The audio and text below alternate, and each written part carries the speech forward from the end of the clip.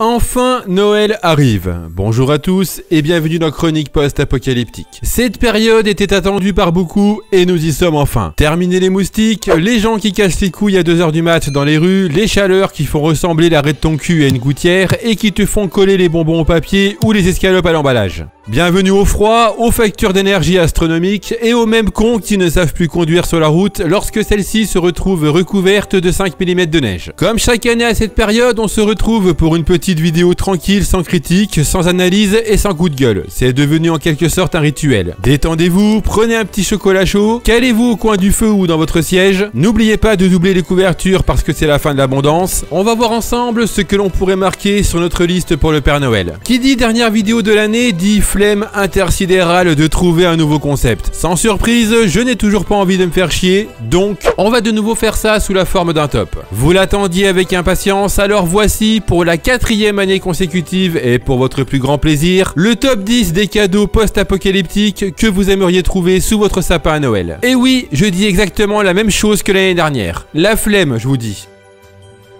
Si des produits présentés dans ce top vous intéressent, tous les liens sont disponibles dans la description de cette chronique.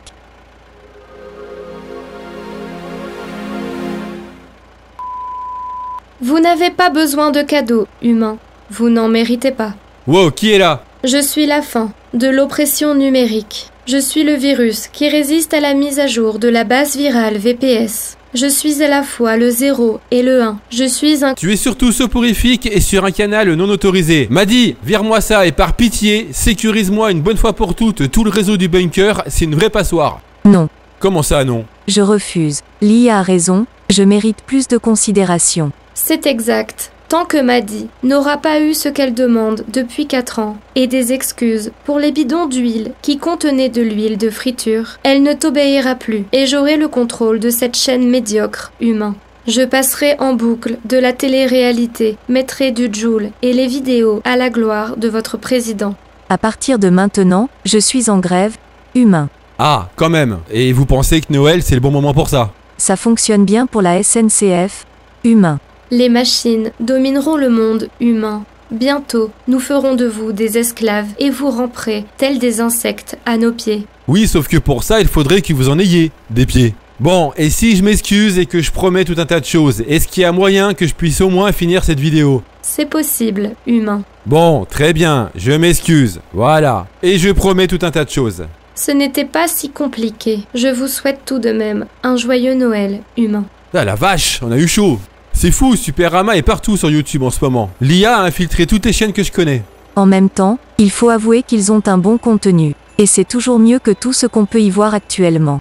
C'est pas faux. Bon, en attendant, fais passer le message d'aller s'abonner à leur chaîne. Je ne tiens pas à ce qu'elles reviennent et qu'elles reprennent le contrôle du bunker.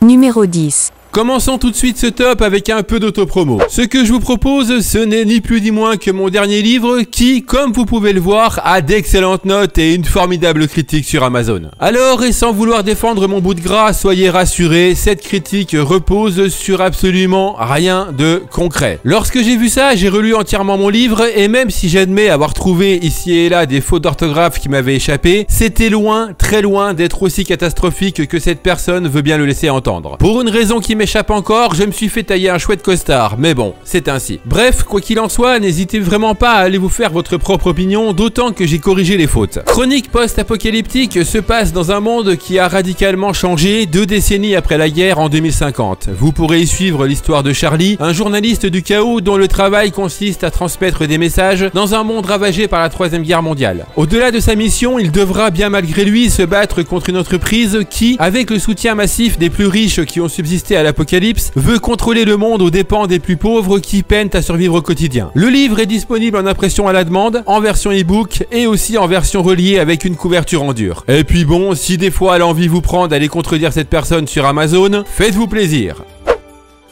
Numéro 9. Vu que je viens de creuser mon trou comme un cocker sans pattes avec cette histoire de livre, je vous propose pour cette 9e place une pelle pliante. Vous noterez le soin apporté aux transitions. Même s'il y a eu des débats quant à l'utilité d'un tel objet, je pense que même s'il ne vous sauvera pas forcément la vie, il peut tout de même vous rendre quelques services, ne serait-ce que pour assommer les personnes qui vous saoulent parce que ça ne sert à rien. Cette pelle pliante a l'avantage de pouvoir s'emporter partout, que ce soit dans votre voiture ou encore dans votre sac si vous partez en rando. Elle sera parfaite pour faire des trous d'appoint, pour dégager un espace, creuser une petite tranchée, faire des châteaux de sable au bord de l'océan ou encore définir un lieu stratégique pour la grosse commission en extérieur.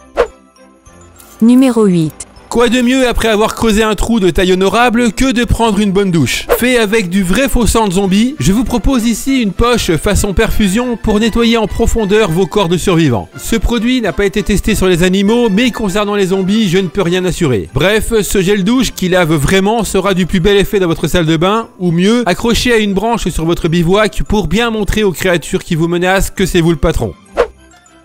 Numéro 7.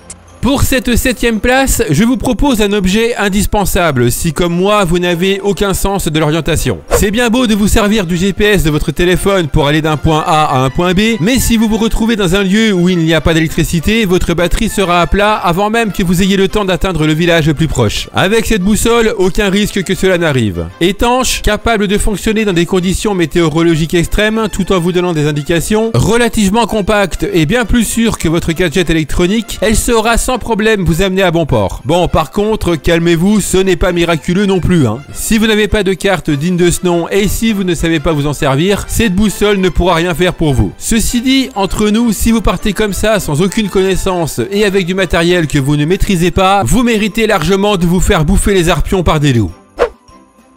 Numéro 6.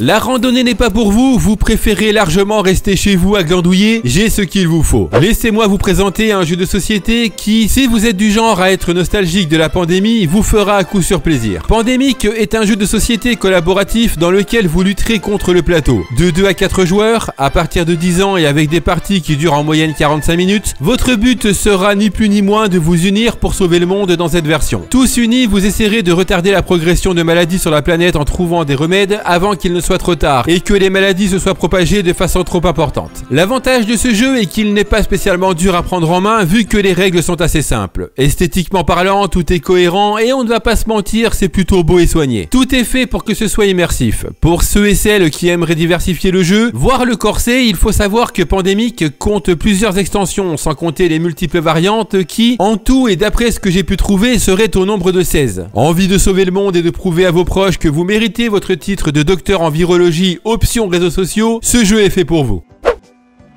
Numéro 5.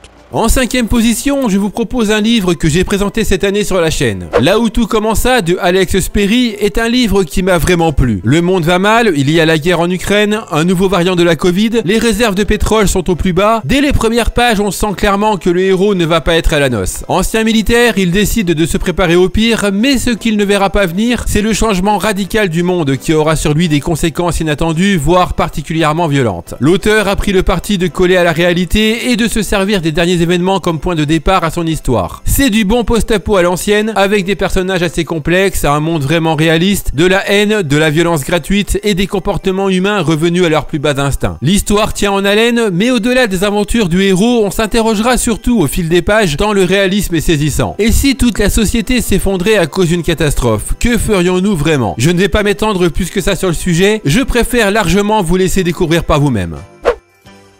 Numéro 4. Envie de refaire votre déco? J'ai l'objet parfait pour ça. En 4e position de ce top incroyable, je vous propose une lampe à l'effigie de Voboy, tout droit tirée de l'univers de Fallout. Fonctionnant avec des piles mais néanmoins rechargeable en USB via le câble inclus, vous pourrez même choisir la couleur de votre choix parmi celles proposées. Point intéressant, l'objet fonctionne avec des LED et il est donc très peu gourmand en énergie. Par les temps qui courent, c'est appréciable. Personnellement, je verrais bien ce genre d'objet soit dans un bureau près du téléphone ou mieux encore dans un coin du salon. Et vous, où le verriez-vous? Numéro 3. Pour cette troisième position, je vous propose un article qui, là aussi, est sujet à pas mal de discussions et de débats, une pince multifonction. Tout comme la pelle pliante, ce ne sera pas ça qui vous sauvera la vie, ni même ne remplacera un bon vieux couteau des familles. Cela étant, cette pince pourrait quand même vous dépatouiller à de nombreuses reprises. Dotée de 18 fonctions, dont, bien évidemment, les plus importantes, à savoir le décapsuleur et le couteau pour le saucisson, vous aurez ici en plus une pince classique, un tournevis avec différents embouts, une pince coupante et même une lime pour couper les barreaux de votre prison si d'aventure vous avez été enlevé et séquestré à l'autre bout du pays. C'est sûr, ce n'est pas l'outil de l'année, loin s'en faut, mais si vous l'avez à proximité, ça évite par exemple de se faire chier à aller au garage chercher un outil, de tout retourner parce que vous ne le trouvez pas, de faire 3 allers-retours parce que ça n'allait pas, de pester parce que rien n'a été rangé après et que la lumière est restée allumée toute la nuit. Avec ça, à proximité dans un tiroir ou dans votre sac, plus de problème. Numéro 2. À la deuxième place de ce podium, un objet que l'on peut emporter partout, même en week-end dans la forêt, une radio solaire portable. Vous le savez, en cas de réelle catastrophe, pouvoir écouter les informations à la radio est primordial. Mais comment faire sans courant, sans pile ou si votre téléphone est déchargé? Eh bien tout bêtement, à l'ancienne, avec un bon vieux coup de manivelle. Le produit que je vous propose est polyvalent. Étanche sous une pluie légère, il peut se recharger de 3 façons en plus de ses piles, via USB, solaire ou manuel par manivelle. L'avantage, c'est qu'en cas d'urgence, et si le bousin est à plat, vous pourrez toujours le recharger pour, au moins, vous servir de la lampe en mode urgence. Une fois chargée de manière plus traditionnelle, cette radio peut également faire office de batterie externe. Pratique si votre téléphone est à plat et que vous voulez passer un coup de fil en urgence. La lampe est à LED et dispose d'un mode 3 niveaux, un mode liseuse ainsi qu'un mode SOS. Une simple pression sur un bouton et elle se met en mode morse, gueule et envoie un SOS. Bon, par contre, attention, le machin, ce n'est pas non plus une centrale nucléaire. Ne soyez pas bête. Vous vous doutez bien que si vous commencez à vouloir éclairer tout le quartier avec un téléphone branché au cul et la radio à fond, la batterie ne va pas tenir bien longtemps. Ceci dit, je pense que ce genre d'objet a bien sa place dans un sac d'urgence ou tout bêtement pour une petite rando.